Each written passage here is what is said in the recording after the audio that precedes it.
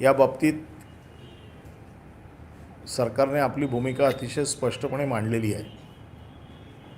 विलिनीकरणाचा मुद्दा जो आहे हा हायकोर्टाने नेमलेल्या समितीच्या समोर आहे आणि या समितीने 12 आठवड्याचा कालावधीमध्ये राज्य सरकारला आपला अहवाल सुपूर्द करायचा आहे आणि मग मुख्यमंत्र्यांच्या नोटसह तो हायकोर्टात सादर करण्याचा आदेश हायकोर्टाने दिलेला आहे। आणि त्यामुळे विलिनीकरणाच्या मुद्द्यावर सरकार स्वतंत्र असा निर्णय घेऊ शकत नाही, कारण हायकोर्टाचे आदेश हे आम्हाला म्हणजे सरकारला आणि कर्मचाऱ्यांना दोघांनाही बांधील आहेत आणि म्हणून 12 आठवडे हा प्रश्न कोर्टाच्या समोर याचा निकाल लागेल किंवा याच्या समोर जाईल तोपर्यंत कर्मचाऱ्यांना चांगली पगारवाढ देण्यासाठी महामंडळाने पाऊल उचललं। महामंडळाने त्यांना सुरुवातीच्या टप्प्यामध्ये 41% पगारवाढ दिली। ही सगळी पगारवाढ त्यांच्या बेसिकमध्ये दिली आणि त्यामुळे बाकीच्या राज्यांच्या तुलनेत किंबहुना काही राज्यांपेक्षा जास्त अशी पगारवाढ एस टी महामंडळाने दिली। यात कमी कालावधीत नोकरी लागलेले कर्मचारी आहेत, जास्त कालावधी ज्यांचा नोकरीचा झाला आहे असे आहेत। थोडाफार फरक त्याच्यामध्ये असू शकतो जो बसून चर्चा केली जाऊ शकते आणि म्हणून आम्ही सतत ही कर्मचाऱ्यांकडे ही त्यांना विनंती केली होती की आपण संप मागे घ्या आणि संप मागे घेतल्यानंतर जे काही तुमच्या छोट्या मोठ्या अडचणी असतील किंवा विलिनीकरणाच्या व्यतिरिक्त जे मुद्दे असतील यावरती चर्चा करायला प्रशासनाची तयारी आहे। या बाबतीमध्ये सुरुवातीपासून जे कर्मचाऱ्यांचा आंदोलनाचं नेतृत्व करत होते, सदाभाऊ खोत असतील, आमदार पडळकर असतील, यांनी हा आमचा मुद्दा त्यावेळेचा मान्य करून ते कर्मचाऱ्यांच्या समोर गेले, परंतु ते कर्मचाऱ्यांना समजवण्यात अपयशी ठरले आणि ते आंदोलनातनं माघारी गेले। यानंतर या आंदोलनाची धुरा ॲडव्होकेट सदावर्ते, अजय गुजर यांनी घेतली, परंतु एका गोष्टीवरती ठाम असल्यामुळे दुसऱ्या कुठल्याही गोष्टींची चर्चा त्यांच्यासोबत होऊ शकली नाही। हे असं असताना ज्या वेळेला सरकारने पगारवाढ दिल्यानंतर देखील कर्मचारी कामावर येत नसताना कारवाई म्हणून जवळपास 10,000 कर्मचाऱ्यांचं निलंबन आतापर्यंत झालेलं आहे। रोजंदारीवर असलेल्या कर्मचाऱ्यांची सेवा समाप्त झालेली आहे, काही कर्मचाऱ्यांच्या बदल्या झाल्या आहेत। हा प्रशासकीय भाग आहे आणि असं असताना आता कर्मचाऱ्यांच्या लक्षात यायला लागले मुद्दा हा कोर्टाशिवाय, त्यामुळे आपल्याला कोर्टाच्या निर्णयाचीच वाट बघणं आपल्याला अतिशय गरजेचं आहे। परंतु तोपर्यंत काय करायचं, माझ्यावरती निलंबनाची कारवाई होईल का, अशा प्रकारच्या एका भीतीने त्यांना ग्रासलं आहे आणि म्हणून बरेचसे कर्मचारी गटागटाने आमच्याशी थेट संपर्क साधत आहेत, बोलत आहेत। गेल्या काही दिवसामध्ये काही कर्मचाऱ्यांनी निलंबनाच्या भीतीने किंवा निलंबन झालं असं सांगून आत्महत्या करण्याचा प्रयत्न केला आणि मग ह्या गोष्टीचं राजकारण केलं जातं, भांडवल केलं जातं। काही आत्महत्यांची कारणं वेगळी असू शकतात, परंतु प्रत्येक आत्महत्येचा प्रयत्न करणं किंवा आत्महत्या करणं याला सध्या एस टीच्या संपाशी जोडलं जात आहे आणि माणुसकीच्या दृष्टिकोनातनं आत्महत्या कोणी करू नये किंवा कोणालाही आत्महत्या करायला लागू नये हे आमचं देखील धोरण आहे। आम्ही वारंवार विनंती करतो आहे कर्मचाऱ्यांना की आज माझ्याकडे जे काही रिपोर्ट सगळ्या डीसींशी बोललो, त्यांच्याकडनं जी काही माहिती मिळाली तर त्यांच्याकडे जे कर्मचारी जात आहेत आणि सांगत आहेत की आम्हाला कामावर यायचं आहे, परंतु काही लोक आम्हाला कामावर येऊ देत नाही आहेत आणि काही लोक आम्ही निलंबित आहोत म्हणून आम्हाला कामावर जाता येत नाही। म्हणून आज मी बैठक घेतली, महाराष्ट्रातल्या सगळ्या माझ्या अधिकाऱ्यांशी बोललो आणि त्यांचं म्हणणं असं होतं की एक संधी दिली पाहिजे. त्याचं कारण असं आहे की बऱ्याचशा कामगारांच्या आता लक्षात आलं आहे की विलिनीकरणाचा मुद्दा हा कोर्टाशिवाय सुटणार नाही आहे आणि म्हणून कामगार कामावरती यायला तयार आहेत. तर आपण त्यांना एक संधी दिली पाहिजे आणि म्हणून आम्ही आज असा निर्णय घेतला आहे की जे कामगार सोमवारपर्यंत कामावर येतील यांचं आम्ही निलंबन मागे घेऊ आणि जिथे डेपो पूर्ण चालू होईल 50%पेक्षा जास्त त्यांना त्याच डेपोमध्ये त्यांचं काम दिलं जाईल. परंतु जिथे तेवढी संख्या होणार नाही त्यांना आजूबाजूच्या डेपोमध्ये सामावून घेतलं जाईल. परंतु सतत ही जी काही बातम्या किंवा ही जी काही चर्चा होते आहे की निलंबन केलं आहे किंवा माझं निलंबन होईल किंवा मला यायला संधी देत नाही आहे म्हणून आम्हाला कामावर जाता येत नाही, याच्यामध्ये एक विंडो पिरियड म्हणून आम्ही सोमवारपर्यंत जे कर्मचारी कामावर येतील त्यांना कामावर येण्याची मुभा दिलेली आहे. तशा प्रकारचे लेखी आदेश आता सगळ्या डेपोना जातील. परंतु सोमवारच्या नंतर आता आम्ही कारवाईच्या बाबतीत आम्ही पुढे गेलेलो आहोत. आता आमची कारवाई निलंबनाच्या नंतर त्यांची चौकशी झालेली आहे. काही जणांना नोटिसेस गेलेल्या आहेत. त्याच्या पुढची कारवाई अजून कठीण असेल असं होता कामा नये म्हणून आजही आम्ही संधी देतोय. संध्याकाळी कामगारांनी कामावरती यावं, निलंबित कामगारांनी देखील यावं आणि जे नियमित कामगार आहेत जे अजूनही संपात आहेत परंतु निलंबित झालेले नाहीत अशा लोकांनी देखील कामावर येणं, यासाठी मी आपल्या माध्यमातून त्यांना आवाहन करतो आहे. उद्या मला कामावर घेतलं नाही किंवा मला निलंबित केलं म्हणून मी आत्महत्या करतो आहे किंवा मला संधी दिली नाही असं कोणाला वाटू नये किंवा अशा प्रकारचं आमच्याकडे आज या सगळ्या अधिकाऱ्यांशी बोलल्यानंतर आम्ही मत झालं की एक संधी त्यांना अजून दिली पाहिजे आणि ही संधी आपल्या माध्यमातून आम्ही त्यांच्यापर्यंत पोचवतो आहे.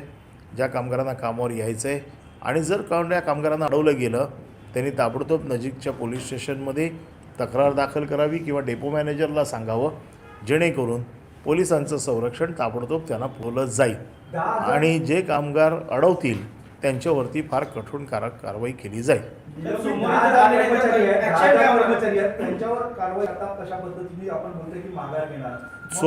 सोमवारपर्यंत जे कर्मचारी कामावर येतील त्यांचं निलंबन मागे घेतलं जाईल. सोमवारनंतर कारवाई अशीच असते की जी कायदेशीर कारवाई आहे त्या कारवाईचं स्वरूपच असं आहे, निलंबन असतं, त्याच्यानंतर त्याची चौकशी असते आणि त्याच्यानंतर मग प्रशासनाला ठरवावं लागतं की त्याला बडतर्फ करायचं, सेवेत घ्यायचं की काय करायचं हे त्याच्या चौकशीनंतर ठरतं. त्याची चौकशी झाल्यानंतर त्याच्यावरती कारवाई काय करायची ते प्रशासन ठरवेल. ही कायद्याच्या दृष्टिकोनातनं किंवा माणुसकीच्या दृष्टिकोनातनं ज्याला नॅचरल जस्टिस म्हणतात त्याचा आम्ही प्रयत्न करतो आहे आणि याहूनही कामगार जर आले नाहीत तर मग पुढे काय मेस्मा लावायचा का त्याच्या पुढची काय कारवाई करायची याबाबतचा निर्णय त्यानंतर घेतला जाईल. आत्ता तरी मेस्माच्या संदर्भात सोमवारपर्यंत कुठली कारवाई होणार नाही. त्याचं कारण असं आहे की सरकार कोणाचंही फार नुकसान करण्याच्या मनस्थितीत नसतं आणि म्हणून एक संधी त्यांना देणं हे आमचं कर्तव्य आहे किंवा आमचं काम आहे. म्हणून सोमवारपर्यंत आम्ही मेस्माची कारवाई करणार नाही. परंतु आम्ही त्यांना पुन्हा एकदा संधी दिलेली आहे कारण बऱ्याच कामगारांचं डीसींकडनं ही मागणी आलेली आहे म्हणून ही कारवाई आम्ही तुर्तास या 3 दिवसाचा पिरियड आम्ही त्यांच्याकडे देतोय.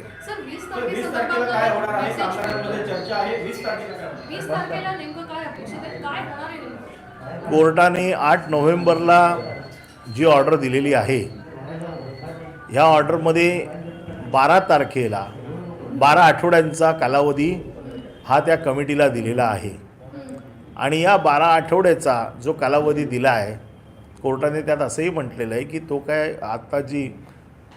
काय आम्ही कमी करत नाही आहोत. 20 तारखेला साधारण कमिटीने आपलं म्हणणं या बाबतीत प्राथमिक अहवाल कमिटीने सादर करावा. आपला कमिटी प्राथमिक अहवाल सादर करेल परंतु जो काही निर्णय होईल हा 12 आठवड्याच्या नंतरच होईल. 20 तारखेला प्राथमिक अहवाल सादर केला जाईल आणि मला असं वाटतं प्राथमिक अहवाल हा प्राथमिकच असतो. अंतिम अहवालावरती सरकार कारवाई करते. त्यामुळे 12 आठवड्याच्या नंतर किती एसटीचं नुकसान कोटीचा अर्फ आकडा एसटीचं नुकसान झालेलं आहे. सह्याद्री जी कॉन्फरन्स घेतली होती त्यामध्ये कामगारांना आवाहन केलं होतं आणि जी एक तुम्ही वेतनवाढ सुद्धा जाहीर केलेली होती त्या संदर्भात आता पुढे काय स्टँड असेल? कारण वेतनवाढ आम्ही आमचा जो शब्द दिला होता तो आम्ही पाळला. जे कामगार कामावर आले त्यांना नवीन वेतनाप्रमाणे पगार मिळाले. आम्ही त्यात शब्द दिला होता की वेतन आम्ही 10 तारखेच्या आतमध्ये देऊ. ते आम्ही 10 तारखेच्या आतमध्ये दिलं आणि जे वेतनवाढ आम्ही कबूल केली होती ती वेतनवाढ आम्ही त्यांना दिलेली आहे. जे कामगार कामावर आलेले आहेत त्यांना नवीन वेतनवाढ मिळालेली आहे.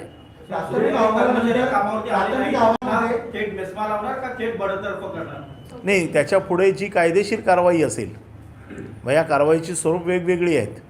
ती पूर्ण कायदेशीर कायदेशीर बाबी तपासून केल्या जातील.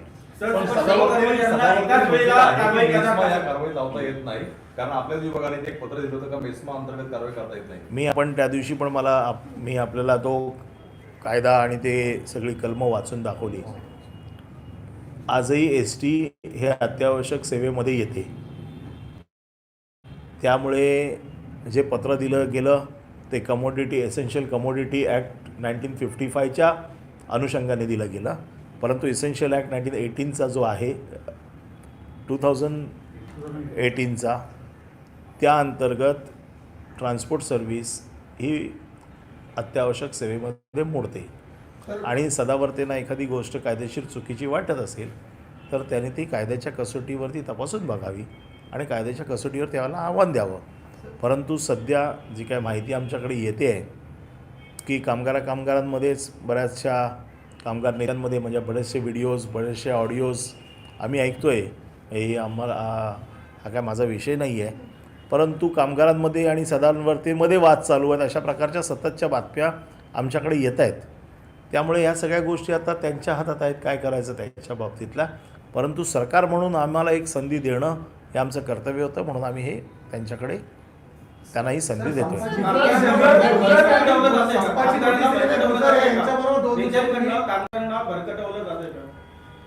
कामगारांना चुकीच्या मार्गदर्शनाखाली कामगार जात आहेत.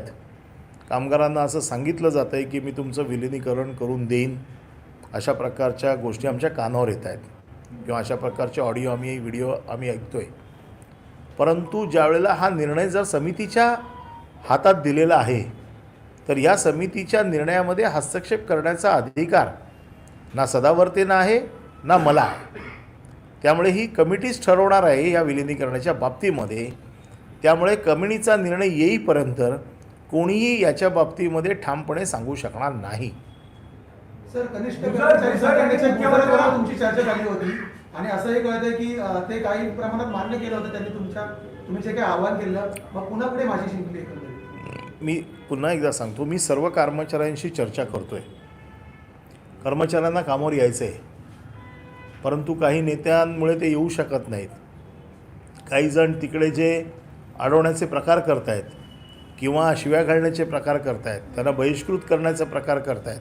अशा प्रकारच्या वेगवेगळ्या बातम्या आमच्याकडे येत आहेत आणि म्हणून मी ही संधी देतो आहे 3 दिवसाची की ज्यांना खरोखर मनापासून कामावर यायचं आहे त्याचं कुठे नुकसान होऊ नये म्हणून ही संधी आम्ही पुन्हा 3 दिवसाची देतो आहे.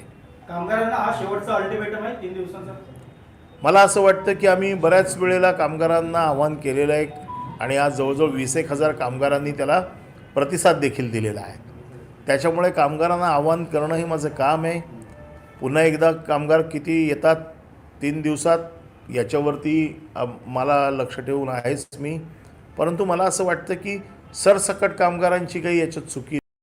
काही कामगारांना भरकटवलं जातं आहे काही कामगारांना भडकवलं जातं आहे आणि या सगळ्यामध्ये जे कामगारांचं आणि STचं जे नुकसान होतं आहे हे कोणी नेते भरून देणार नाहीत. आज कामगारांचा पगार जे कामगार महिनाभर कामावर नव्हते या कामगारांना पगाराला मुकावं लागलं आणि याचं कोणी नुकसान कुठलाही नेता भरून देत नाही. STचं जे नुकसान झालं आहे ते कुठलाही नेता भरून देत नाही. त्यामुळे कामगारांच्या होणाऱ्या नुकसानाला हे नेते जबाबदार आहेत. जे त्यांना भडकवत आहेत हे उद्या निघून जातील परंतु कामगारांच्या हातामध्ये पगार मिळणार नाही आणि म्हणून असं होऊ नये म्हणून 1 महिन्याचा पगार गेला आहे कामगारांना त्याचं पगाराची झळ पोचू नये म्हणून आम्ही सतत प्रयत्न करतोय. म्हणून ह्या 3 दिवसाची काय आहे तुमच्याकडे? कारण मेस्माचे तुम्ही असं कामगार म्हणतायत की जे आंदोलन करतात त्याच्याशी म्हटलं की मेस्मा हे तुमच्याकडे शेवटचा हत्यार आहे परंतु मेस्माला आम्ही घाबरत नाही, कारण याआधी अंगणवाडी कर्मचाऱ्यांवर मेस्माची कारवाई झाली होती. संप मागे घेतल्यानंतर ती कारवाई रद्द केली जाते, अशा भ्रमात ते आहेत. तर त्याबद्दल काय मी सांगाल? पुन्हा एकदा सांगतोय की ज्या पद्धतीने आमची कारवाई पुढे पुढे जाते आहे त्यामध्ये कोणाचंही नुकसान करावं अशी आमची इच्छा नाही आहे. परंतु सरकार म्हणून आम्ही जनतेला देखील बांधील आहोत. आज शाळेतली मुलं, कॉलेजमधली मुलं, ज्येष्ठ नागरिक जे सवलतीच्या दरात एसटीतने जात आहेत, आज हे सगळे त्या प्रवासापासून वंचित होत आहेत. आज बरीचशी मुलं प्रवास करतात एसटीने, आज बरेच ग्रामीण भागातले लोक एसटीने प्रवास करतात. या सगळ्यांचा देखील आम्हाला विचार करावा लागेल. सरकारला कुठल्याही कठोर कारवाई करायची मनात इच्छा नसताना देखील जनतेला देखील आम्ही तेवढेच बांधील आहोत. त्यामुळे कारवाई जर वेळ पडली तर करावी लागेल. आम्ही आत्तापर्यंत केलेली आहे कारवाई. ही कारवाई अधिक तीव्र होऊ नये असं जर वाटत असेल तर आपण कृपया कामावर यावं असं आवाहन मी वारंवार करतोय. आज पुन्हा एकदा आपल्या माध्यमातून ते आवाहन सर, करतोय. फक्त कारवाईचंच आव्हान, म्हणजे तुम्ही कामावर येण्यासाठी आवाहन करता, कारवाईचा इशारा देत आहे. पर्यायी व्यवस्था काय तुम्ही उभारली आहे का? 1 महिना झालेला आहे. पुढचे 2 महिने अजून पर्यायी व्यवस्था असं कामगार आज म्हणतात. पर्यायी व्यवस्था जिल्ह्यामध्ये चालू आहे, परंतु ती व्यवस्था तेवढी पुरेशी नसते. तिथे खूप लूट होते. अशा वेळेला आम्ही पर्यायी व्यवस्था देखील करतोय. अधिकारी देखील त्यांच्यावर देखील कारवाई करत आहेत. बऱ्याचशा केसेस देखील होत आहेत. परंतु एस टी ही सर्वसामान्याचं वाहन आहे. त्यामुळे एवढ्या मोठ्या प्रमाणात कामगारांनी ती बाजू देखील बघितली पाहिजे. उद्या जर हा ग्राहक आपल्यापासून तुटला किंवा या ग्राहकाने दुसरा पर्याय निवडला, कारण आमच्याकडे आता दररोजचे रिपोर्ट्स येत आहेत, त्याच्यामध्ये गाड्यांचा, मोटरसायकलचा असेल दिवसेदिवस वाढत चाललेला आहे. अशा परिस्थितीमध्ये जर ग्राहक तुटला, जे आपलं दैवत आहे, तर उद्या याचं फार मोठं नुकसान एस टीलाच भोगावं लागणार आहे. आणि एस टीला ज्यावेळेला भोगावं लागतं तेव्हा पर्यायाने कामगारांना ते भोगावं लागतं. आणि म्हणून कामगारांनी समजूतदारपणा दाखवून एस टीचा संप मागे घ्यावा. त्यांचे जे काही बाकीचे प्रश्न आहेत, ज्याच्या बाबतीत मी वारंवार कर्मचाऱ्यांना सांगितलं आहे, चर्चेची दारं तुमच्यासाठी खुली आहेत, आपण त्या बाबतीमध्ये चर्चा करावी. परंतु हा संप लवकरात लवकर मागे घ्यावा. आणि म्हणून आम्ही सोमवारपर्यंतचा वेळ दिलेला आहे. तर माझी पुन्हा एकदा आपल्या माध्यमातून त्यांना विनंती आहे की आपण हा संप मागे घ्यावा आणि आपले बाकीचे जे प्रश्न असतील ते चर्चेला यावे. विलिनीकरणाचा मुद्दा कोर्टातनं ज्याचा जो काय निकाल लागेल तो त्याच्या पद्धतीने केला जाईल आणि बाकीचे जे प्रश्न असतील ते सोडवण्यासाठी प्रशासन तयार आहे. धन्यवाद. गुजर यांनी पत्र दिलंय मुख्यमंत्र्यांना आणि आपली भेट घेतली. नेमकं त्या भेटीमध्ये काय झालं आणि गुजर काय आणून बसले? नाही, मी हेच मुद्दे जे आपल्यासमोर सांगितले तेच मुद्दे मी त्यांना देखील सांगितले. मी त्यांना देखील या गोष्टींची त्यांना देखील हे माझे मुद्दे पटले. परंतु माझ्यासमोर हे सगळे मुद्दे मान्य करतात, परंतु कामगारांच्या समोर गेल्यानंतर आपलं नेतृत्व सिद्ध करता येतं नाही येतं हा त्यांचा प्रश्न आहे. याच्या अगोदर ज्यांनी प्रयत्न केला ते अयशस्वी ठरले. परंतु आमची भूमिका पहिल्या दिवसापासून अतिशय स्पष्ट आहे आणि शेवटपर्यंत ती तशीच राहणार. कारण विलिनीकरणाच्या मुद्द्यावरती सरकार त्रिसदस्यीय समितीच्या अहवालाच्या बाहेर जाऊ शकत नाही. सर, तुम्ही ज्या पद्धतीने राज्य म्हटलं होतं, मंत्रिमंडळाच्या बैठकीत देखील चर्चा झाली. काय नेमकी चर्चा झाली? राज्य मंत्रिमंडळाच्या बैठकीत देखील हाच विषय चर्चेला आला आणि शासनाने जी भूमिका मी आज मांडतोय हीच भूमिका मंत्रिमंडळामध्ये अतिशय ठामपणे मांडली गेली आणि 12 आठवड्याच्या कालावधीमध्ये हा संप चालू नये अशी मंत्रिमंडळाची देखील इच्छा आहे. त्यामुळे मंत्रिमंडळ ह्या मुद्द्यावर मंत्रिमंडळ देखील ठाम आहे की हायकोर्टाने नेमलेल्या कमिटीच्या अहवालाच्या बाहेर आपण जाऊ शकत नाही. त्यामुळे तो अहवाल येईपर्यंत वाट बघावा. आपण तोपर्यंत कामगारांना समजवण्याचा प्रयत्न करूया. कामगार समजतील असा त्यांचा देखील एक विश्वास आहे. मेस्माच्या संदर्भामध्ये लावायचा की नाही लावायचा याच्या बाबतीतले निर्णय हे त्यांनी मुख्यमंत्री, परिवहन मंत्री, उपमुख्यमंत्री यांनी बसून घ्यायचा आहे.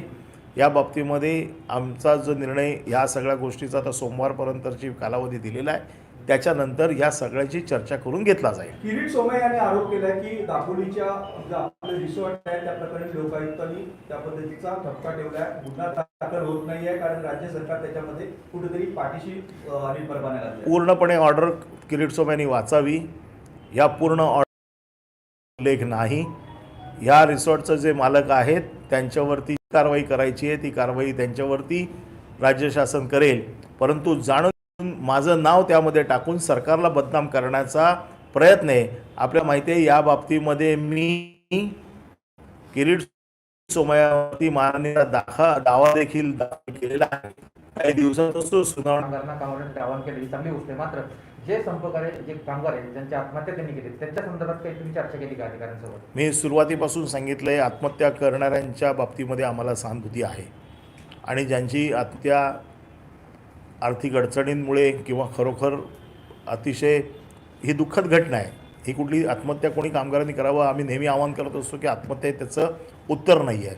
कारण आत्महत्या करणाऱ्या माणूस गेल्याच्या नंतर त्याच्या कुटुंबियाला फार त्रास होतो आणि म्हणून मी ही चाचपणी करायला सांगितले की आत्महत्याग्रस्त कुटुंबियांची पूर्ण त्यांच्या कुटुंबाची माहिती घ्या आणि आपण त्यांना मदत करू शकतो त्याच्यावरती आम्ही विचार करतो आहे.